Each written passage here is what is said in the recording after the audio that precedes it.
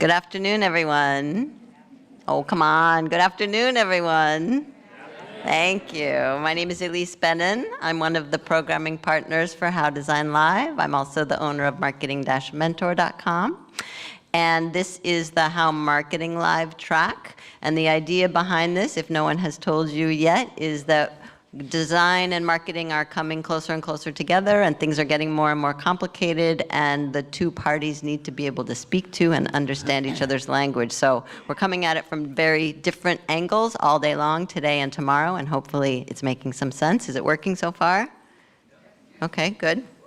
All right, so I'm going to introduce our next speaker. Michael Solomon, PhD, is a professor of marketing in the Haub School of Business at St. Joseph's University in Philadelphia. He's also an industry consultant and an author. In fact, Michael wrote the book on understanding consumers, literally. His book, Consumer Behavior, Buying, Having, and Being, is the most widely used book on the subject in the world. That's why I thought he would be good to speak here. And that's also why I said yes when he suggested himself to me as a guest on my podcast a couple of years ago. And since then, we've actually been recording several episodes.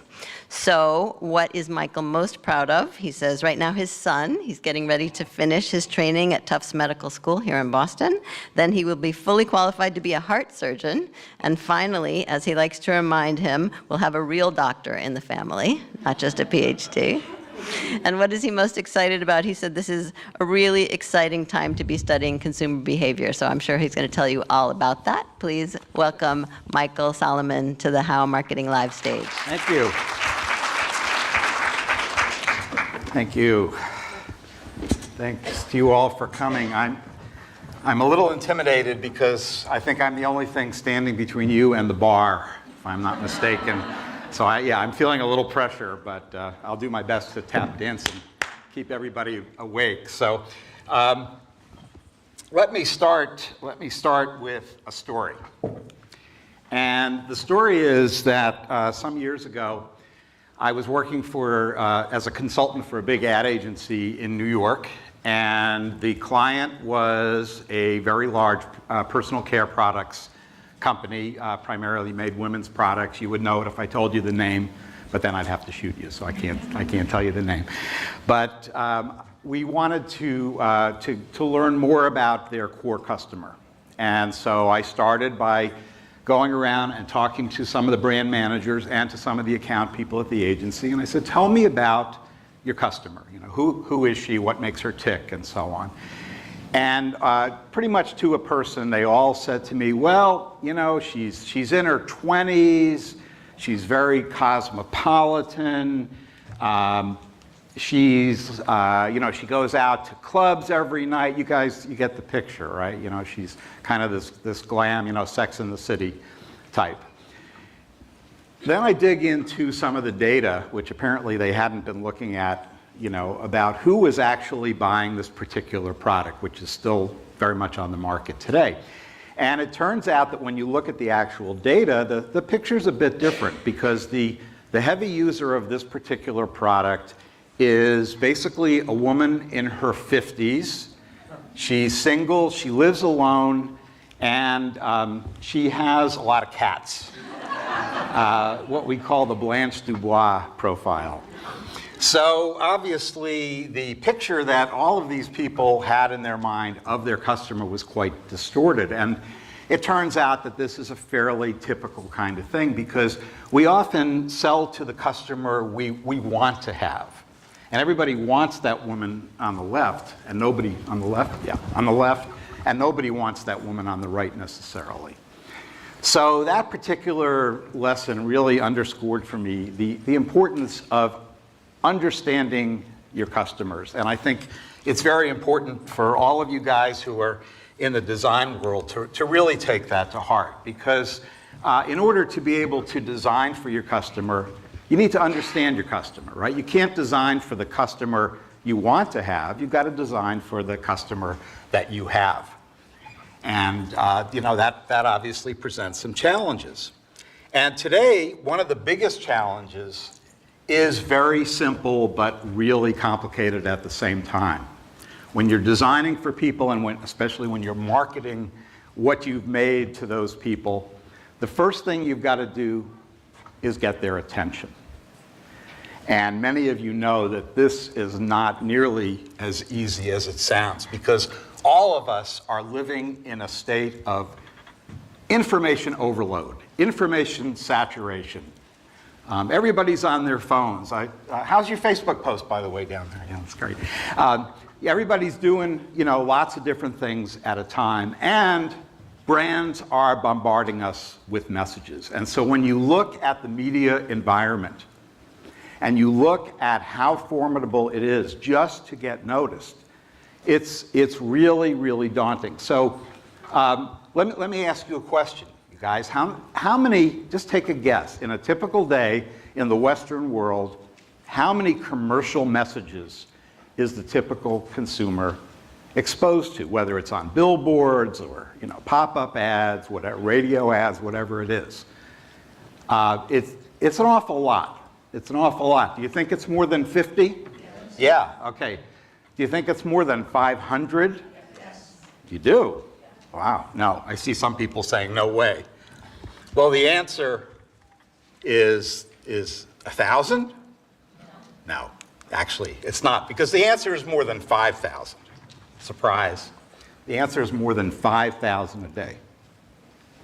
Now, does that mean that we notice 5,000 messages in a day? Obviously not. We notice a very, very small percentage of those.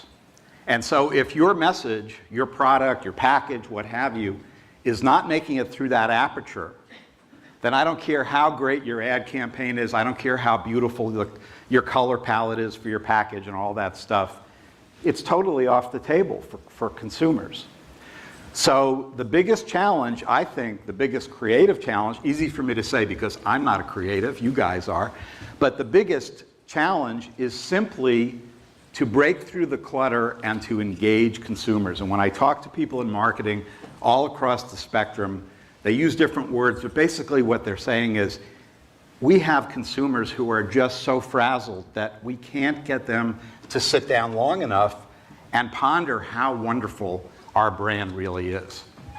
So we really are competing in what's been called an eyeball economy. You may have heard that term. You may have heard the term attention economy. Really means the same thing. What it means is that we're competing not so much for dollars, although we like to get those as well, but we're competing for the eyeballs of our consumers. And the large majority of brands, organizations, are losing that race very simply because they are not breaking through and motivating people to put down their phones long enough to really think about how beautiful this work of art that you call your product really is. So obviously it would be good to do some marketing research, you would think. That's why I guess you're allied here with the AMA, right? To push the idea that it's good to know your customers. But on the other hand, in the design world, I think there's maybe some pushback about doing that. So you all know this guy, this genius, Steve Jobs. And he said, some people say, give customers what they want, but that's not my approach. I think Henry Ford once said, if I'd asked customers what they wanted, they would have told me a faster horse. People don't know what they want until you show it to them. That's why I never rely on market research. Our task is to read things that are not yet on the page. Many of you have seen this quote before, and it's a great way to justify cutting marketing research out of a company's budget, right? It's also really not true, and I think it reflects a certain misunderstanding. Who am I to criticize a genius? But in this case, if you'll indulge me, I think that what Mr. Jobs was doing was actually confusing two very important things. He's correct in saying that nobody would have sat down in 1975 and sketched out an iPhone in a focus group, and said, that's what I want. But we're not claiming that. When we talk about the importance of doing marketing research and of understanding your customers, nobody is claiming that customers can see into the future, most of them. Maybe he could to some extent, but he was very, very unique. So really what's happening is that I think we have a confusion between two very different things, and that's what we call features versus benefits. So features are the things that you all build into your products. You know, they're the attributes, they're the miles per gallon, or what the desk is made out of, and that sort of thing. But consumers don't buy features. Consumers buy benefits. So, there's a time-worn expression and cliche in marketing that a company makes a 3/4-inch drill bit, but a consumer buys a 3/4-inch hole. And that is a really, really crucial distinction, because what it means is that those consumers may have told Apple what they wanted, not in terms of the physical form of that iPhone, but rather they know what they want in terms of the benefits, in terms of ease of communication and being able to see their loved ones on a screen, or you're just connecting with their loved ones, things like that. They may not know the exact product form that's going to take, but we're not expecting them to know that. We want to get beneath the surface and find out not what are the features that they want, but rather what are the benefits that they want. And I can't stress enough how different those two, they're obviously related, but they're very, very different from each other. So, a company like Harley Davidson, for example, understands that. If you look at an ad like this, what you see is it says at the bottom, "Stop dreaming." So here's this kind of a sad picture, I guess. But here's this guy who's working as an orderly in an old age home. But his experience is different, because what he's dreaming about, presumably, is being on his Harley after work. So the lived experience of the consumer is what a company like Harley is selling. The features have to do with the motorcycles themselves, but the benefits are very, very different. So for example, I'm going to talk to you a moment about a big company you may have heard of called DuPont. I had the opportunity to do a lot of work with DuPont. And one of the things that we worked on, I thought was very interesting, because here we have a product. Now, DuPont, back in the day, made fibers. They actually don't make fibers anymore, but they were very big in the textiles business. And one of the products that they made was something like this. So here you have a pair of pantyhose that I think many women, cringe at wearing. But it's not just any pair of pantyhose, because what they saw was that they're selling a pair of pantyhose, but it's actually a benefit delivery system.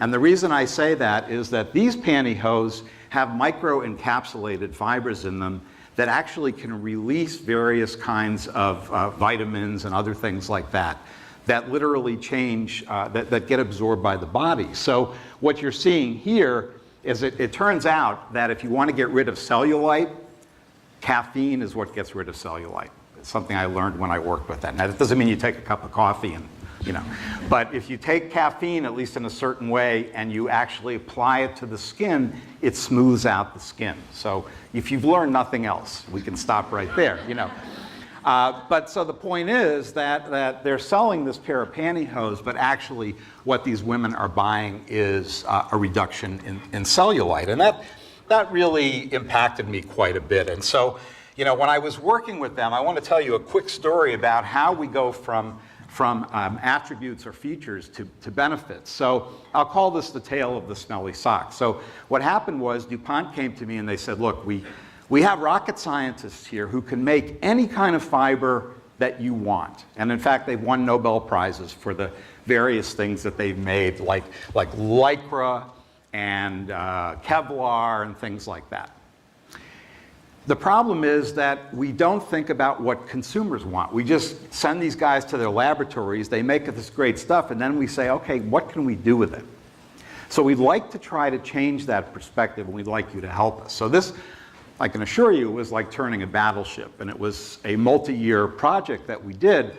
But essentially, we started with the idea that they had bought some research, some very large-scale research, global research, that showed that one of the megatrends, you've probably heard that term, one of the megatrends that people were looking for around the world was the idea of freshness.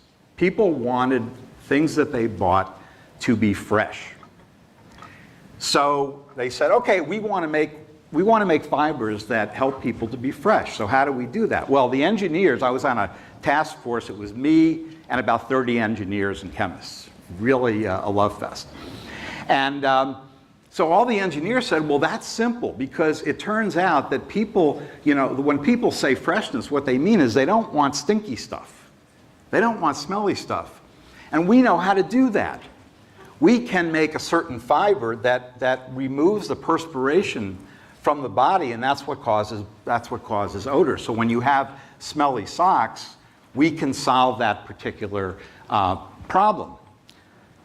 So when we look at the issue of how can we get fibers that will deliver this benefit of freshness in DuPont's value chain, well, the answer is simple. We make these socks, and you can buy these socks, all over the place. Many of you probably, if you're runners or something, you probably use them. But I said, now wait a second.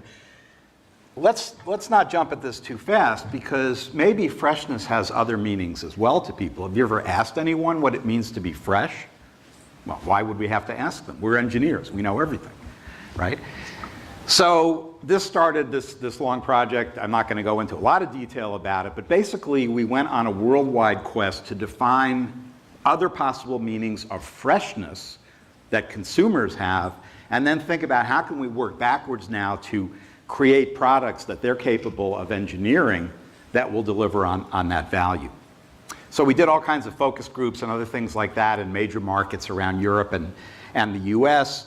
And it turns out that one of the things you want to do, and as designers, I think many of you realize that one of the really big things in marketing today is what we call sensory marketing, and the recognition that it's not just the visual channel that consumers use to perceive products. If the visual channel is crowded, as we've already seen it is, well, maybe you can break through on another channel, like sound. The session that was just in here was about music and marketing, like scents and various things like that. So we looked at freshness in terms of how consumers think about it using their different senses. And we go through this process, and we basically give people lots of pictures to look at, which is what marketers like to do sometimes. And you give them all these pictures and you say, okay, pick out the pictures that to you are most representative of the concept, what freshness means to you. And these are, and we use them in different categories like emotions and landscapes, people, activities, and so on. These are some of the images that were most likely to be chosen by men and women around the world, or at least here in Europe, that represent freshness. And you can see that not all of them have to do with odor, like smelly socks, right? So it's visual, it might be tactile, it's emotional, and so on. And in fact, this image was the most popular image overall, chosen by men and women to represent freshness. Now, I looked at this and said, wait a second, I had babies, well, my wife did, but I was there, and they don't smell too fresh to me, Well, it turns out what they had in mind, and by the way, men would look at this picture in focus groups and tears would come to their eyes. Oh, this baby is so, fresh. And of course, what they're thinking about is Johnson & Johnson baby powder, which is the quintessential odor, it turns out, that represents freshness. So, okay. So we go through this process, fast forward 3 years or so, and we find that really when people talk about freshness, not the engineers, but real people, what they mean is that something is unused, or you're returning it to an original state of goodness or purity or innocence. So freshness kind of means innocence in that sense, right? So what we need is to find a fabric delivery system that restores a garment to its original state. In other words, makes it as if it had never been worn before. Now that's a little different than just reducing odors. So we go through this whole process where we find that we can create, or they can create, I don't know how they do it, a so-called memory fiber that is wrinkle resistant and returns. So in other words, you stretch it out and it returns back to its original condition. Now it turns out that DuPont conveniently makes something like that. It's called Lycra. The generic term is spandex. Many of you have it if you're wearing jeans or something. You you have some of that in your genes. So Lycra is a memory fiber. And anyway, skipping ahead, based on that insight now, rather than focusing on making antimicrobial socks, we're able to steer them into other directions that they never would have gone before. So this is one that, ladies, if you wear leather pants, you know that if you wear, they're expensive, right? But if you wear them, they get stretched out and baggy. But now you put Lycra into them, and they revert to their original shape. And so this was one of the applications that came out of our work with DuPont. And so the moral, I guess, is, you know, don't have engineers take their socks off or anything like that, because that's really what they're going to focus on. So you guys talk a lot about design thinking. That's the big mantra I know in your field. And when you look at design thinking, you know that the first part of it is called empathize, right? I hope that looks familiar to many of you. So what I want to focus on is this notion of empathy in terms of how we as marketers are going to take the perspective of our customers. So the ability to step into the shoes of other people, to see the world as they do, not as you, the manager, or you, the designer. And that's what we need to do in order to just even start this whole process of design thinking. Okay, so let's talk about Marketing 101 then. In Marketing 101, how do we get an advantage over the competition? Because they're all trying to do the same thing. Well, what we do is we identify our competitive advantage. In other words, what are we good at that they're not? And we're not good, nobody's good at everything. Even Apple, you know, is not good at everything. So you identify that, and then you leverage it. Right there, Marketing 101, okay, hit the bar, we're done, you know. Now, it's easier said than done, right? But once you identify that, easier said than done, now you take it to town and you do everything that you can to leverage that competitive advantage. So design is a competitive advantage. It's not just pretty. I think you all know that. So I have a friend, you probably know him, some of you, Karim Rashid. He's an industrial designer, very interesting guy. We've worked together off and on over the years, and he's designed, these are all products that Karim has designed, and basically these are all functional products. Many of them you buy them at Target and so on. They just do everyday stuff, but they just look better while they're doing it than the other products that are there. And that's why he's been so successful at pushing his particular aesthetic, right? So in this sense, form is function. You know, my students, many of them like method, right? The reason they like method cleaners is not that it gets anything cleaner, but they look better. So that's method's competitive advantage, and they knew that from the start when they began to design their packages and so on. Bad design is the opposite, right? So this, to me, you guys are the experts, but this is terrible design because this looks like, you know, Red Bull or I don't know what it is, but it's radiator coolant. So it's sending a, you know, am I right? It's sending a totally different, you know, wrong message, I think, to people. Unless they're people you don't like or something. Okay, so how do we get consumers to be engaged, and how do we get them to think about our product and how it might satisfy their needs? So we know that consumer engagement, as I said, is the single biggest challenge that marketers are facing. One of my favorite cartoons here. Reality TV, many of you probably realize this is an oxymoron. There's nothing real about reality TV. I hate to burst your bubble, most of it's scripted and totally fake. But people, the point is that people who are into reality TV are really engaged with reality TV, right? They're going to watch that stuff 24/7. I have a lot of students who do that while I'm lecturing, so I know. And so if we can simulate that, I don't know if we can ever get to that point of obsession, but we can probably get close. And you guys have many tools in your toolbox that can help get us there. So in business, we talk about ROI. What's the ROI on this? In marketing, that's all we hear these days. What's the ROI, especially from the accounting people? What's the ROI on your advertising budget? So we've been conditioned to learn that that's everything, but is it really? Is that focus maybe a bit short-sighted? So I think that it is, because I'd like to propose that there's a different metric that we want to use, a different kind of ROI that I call return on involvement. So involving your customers is really the key to eventually maximizing that other kind of ROI. So if we're going to do that, we have to think of strategies that are going to engage consumers who are tuning out our traditional messages and getting them to the point where they're going to watch us as much as they watch, the Kardashians or someone like that. But you might say, well, my product is boring. How can I get people to engage in that? And I think that that's just not true. So you take a product like water, right? I mean, what can be more boring than water? So here's a quick snippet from a campaign that was done in France for a bottled water company. And you can see that they're linking the water to higher order needs.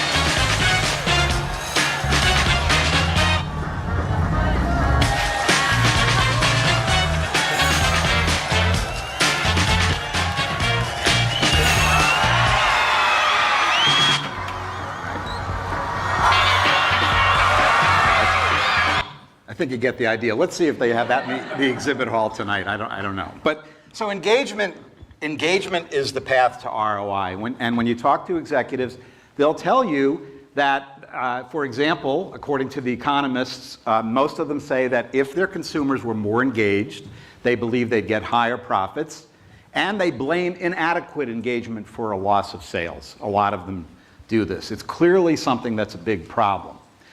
Gallup similarly talks about the growth of share of wallet, for example, by consumers who are fully engaged. Another big company, Forrester Research, is starting to develop metrics around measuring engagement and different ways that you can talk about engagement and how do you quantify that. So it's becoming recognized that engagement is a major issue. And so we've had to change how we think about branding and branding theory.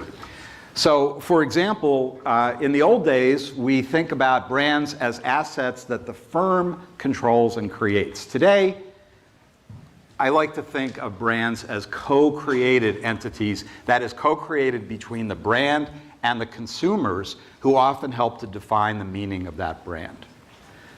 We used to think that brands exist in the minds of our customers, but I think it's better to think about brands that live in culture. So a brand becomes a cultural phenomenon, and people tap into that collectively if you're successful.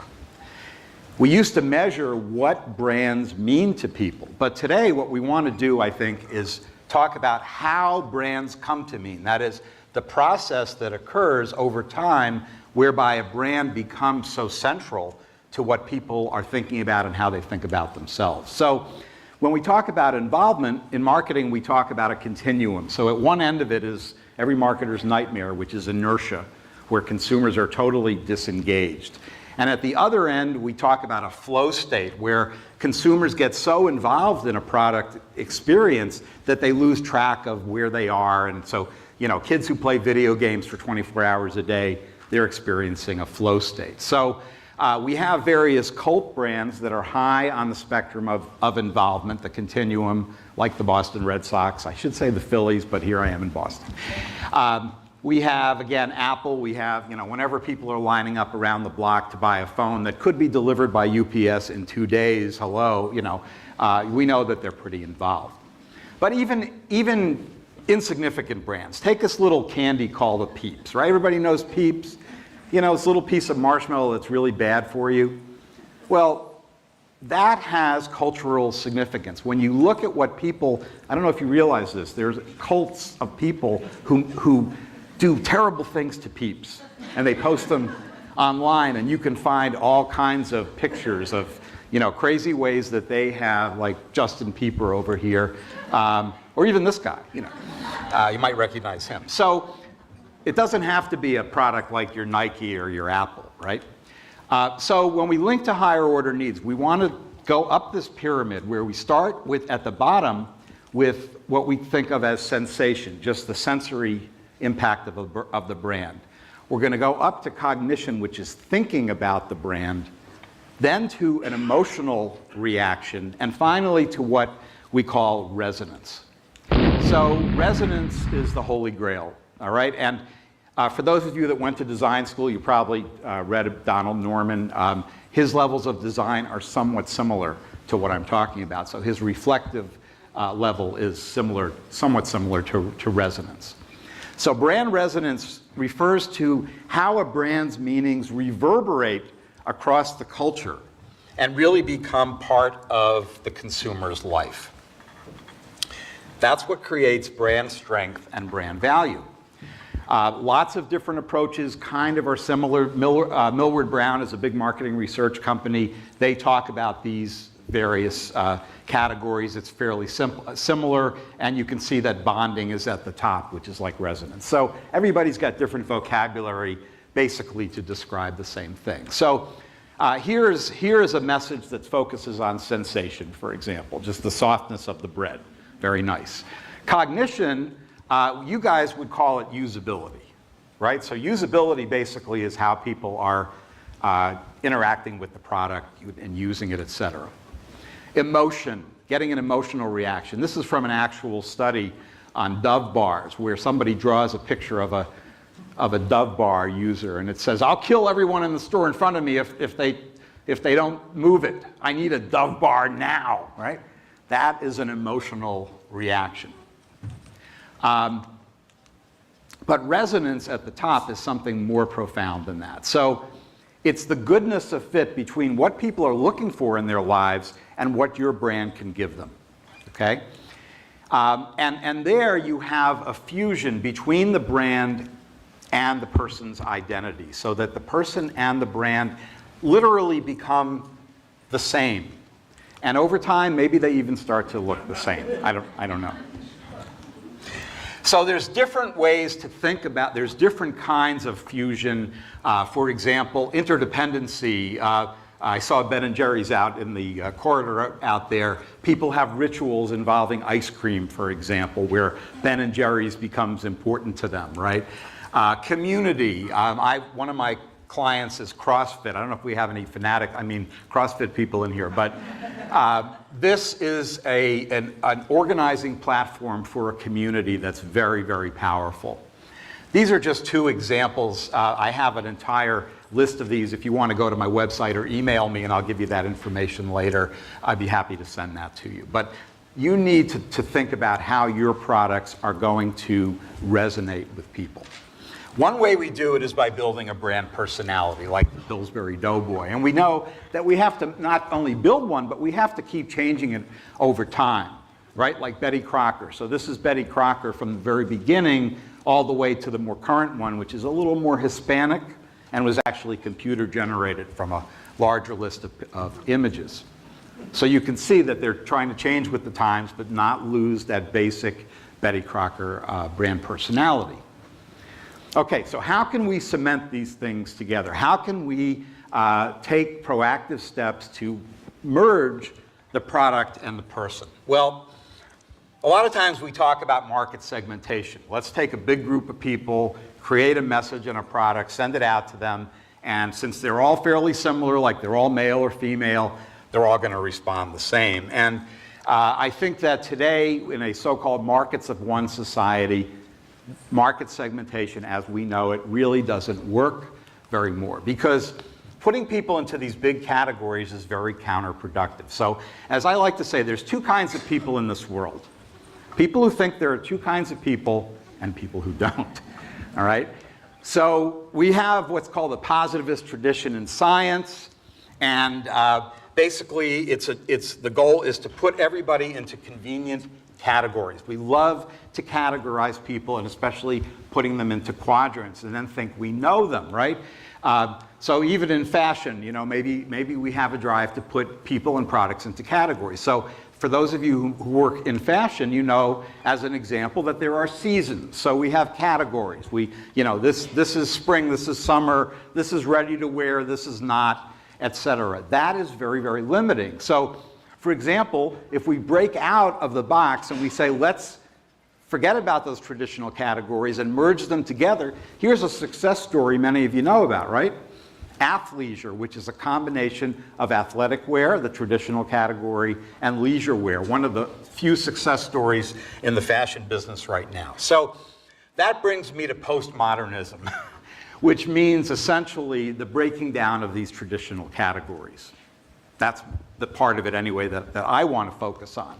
And postmodernism basically says there's no such thing as categories, all truth is relative. We have to think about the consumer's lived experience, not just what category they belong to. So everybody knows what that means, right? It's Latin for there's no accounting for taste. Good at cocktail parties to know that. Okay, so when we use these stale categories, we block the path to resonance. We don't want to do that. We want to try to break out of that. Give you a warning, I'm about to plug my new book. Everybody ready? Okay, so I just published a book which is on this particular topic, where I talk about various walls that marketers traditionally use and how those are obsolete. And I just want to mention a couple of them that I think are very relevant to you guys in the 5 minutes or so that I have left. So the first one is we have this distinction, male versus female, obsolete, right? Changing very quickly. So we have this gender fluidity that we're seeing. In Asia, a large percentage of people already are living androgynous lifestyles. In England, Selfridges department store has an entire section of genderless clothing designers that it carries. American Girl just came out with a boy doll, go figure. In a couple of states, maybe more by now, California and Oregon, when on your driver's license, you don't have to specify male or female anymore. There's a non-binary option. So clearly, and we're seeing the whole transgender conversation that's going on with models that are breaking into that business. And we're seeing, therefore, androgynous-oriented companies that are succeeding, like this underwear company that makes underwear for men and women. And we have these profound questions like, should men wear bracelets or man bags? In other words, there are new opportunities for products when you break down some of those traditional barriers. The second one that I want to talk about is offline versus online. To a dinosaur like me, I like to go online, but I'm conscious that I'm going online and then going offline. Young people today are moving online and offline all day long, hundreds of times a day. So that distinction no longer makes any sense. So this digital dichotomy is really obsolete, and that's very important for us. So it's not just that people are fleeing to an online world where they're happier and more attractive. Important things are going on in that online world. So we know that people are digitizing their images, they're creating identities online, so they're taking this image and now they're turning her into that before they put her into an ad. If you went to the eHarmony talk this morning, I wanted to ask, people are putting their dating images up there. I might be describing myself kind of like that, but I'm really that, right? But online you can be anything, right? And then we have that integration that's going on where we have, for example, augmented reality. And everybody knows what that is by now, right? Because of Pokemon Go. So it's the marriage of digital and physical reality, which is just going to become really huge. And for marketers, we're just seeing the tip of the iceberg in terms of what you can do when you hold up your phone and you can see the truth about people and where they bought that shirt instead of having to ask them and all kinds of stuff like that. So that's another one. And then finally, the user versus the designer. So that's a very relevant one for you guys. And here we could talk about user-generated content. So we know that consumers are creating an enormous amount of content out there, like the very successful Doritos campaign, creating your own commercial. We have the sharing economy where consumers are becoming taxi drivers and many other things. In the design world, we let consumers, give them the keys to the asylum and they can do all kinds of things with the nice logos that you guys make. They're very creative. So you don't own your brand anymore. Get over it. People are using these brands in ways that you probably never envisioned. People are personalizing products, and that increases engagement. The IKEA effect, so-called. When we help to build something, we value it more. People are posting haul videos where they're showing proudly what they bought, and they become part of the process again. Just Google haul videos if you're not familiar with that term. You'll see many of them. And then the final one is, that I want to talk about today anyway, is the line between our physical body and the possessions that surround our bodies. Very important for designers. So we know that the body is a work in progress. We know that people are getting all kinds of enhancements done to their bodies all the time, and tattoos and piercings and things like that. So we even have the first animated tattoo, where you put your iPhone over his drawing and it actually brings up an animation. So that's a great example of what I'm talking about. We have so-called do-it-yourself biology, where these biohackers are creating various devices, like this, where they're monitoring blood pressure and stuff by inserting stuff into their bodies. So that line between the body and possessions is rapidly going away. We're becoming walking billboards, walking campaign posters for different causes. Wearable technology is changing the way we think about our bodies. A hoodie that rings, that is actually a telephone that vibrates differently depending on who's calling, things like that. Another profound question, what is a watch? That's a good one for designers. What is a watch? Is it jewelry like that, or is it a tool? The design industry, the people who work in the accessories area, are losing a lot of sleep about this because it has a lot of ramifications for the way they merchandise. So do we sell a watch as a fitness tool, or do we sell it as a piece of jewelry? Where in the store do we put it? How do we advertise it, et cetera? So just to finish up, what are some of the ways that we can get into consumers' mind and understand their lived experience? And I'm not going to go into a lot of detail about this, but just to give you a few examples, this is something that has been done for 30 or 40 years, just getting consumers to draw a picture or something like that of the typical consumer of a certain brand. So this is Pillsbury versus Duncan Hines. You can see on the right-hand side one, we have what I call the Cosmo cake baker, versus the frumpy homemaker. We can learn a lot by various kinds of qualitative research, of course. We can go, the Japanese have a term called going to the Gemba, which means the place where the item is consumed, where the experience happens. Don't sit in your office trying to imagine how consumers are using your product. Go there. So for example, this was a project that was done by the people who run concessions at airports, like cafeterias. And they actually sent their people out to basically, you call it journey mapping, I think, basically to see what happens. So for example, we've all had this moment when we're traveling alone, you put your bags down to go get your food, now you can't see your bags and you freak out, right? So that's a design flaw that they can only identify when they actually go to the Gemba. This was a project that I worked on for Black & Decker, the Scum Buster. People liked it, but it turns out the engineers never thought that the user would want. They used to make it so that they had to carry a container filled with cleaning fluid and then squirt the Scum Buster. When we followed housewives around, we found out that by adding that little reservoir in there and eliminating that, satisfaction went up and sales went through the roof for that product. Just a small design change that can only be discovered through observation. Okay, so basically to sum up, we want to try to link to higher order needs to break through that clutter, and that is going to be the path to engagement. So I think my time is about up. I would be remiss if I didn't try to hawk my new book, so if you give me your business card or email me, I'll send you a coupon for a massive 70% discount, only good today. Just email me and be happy to do that, and otherwise, I thank you very much. And I don't know if we have time for questions or... Probably not, yeah. Okay. Thank you all. See you at the reception.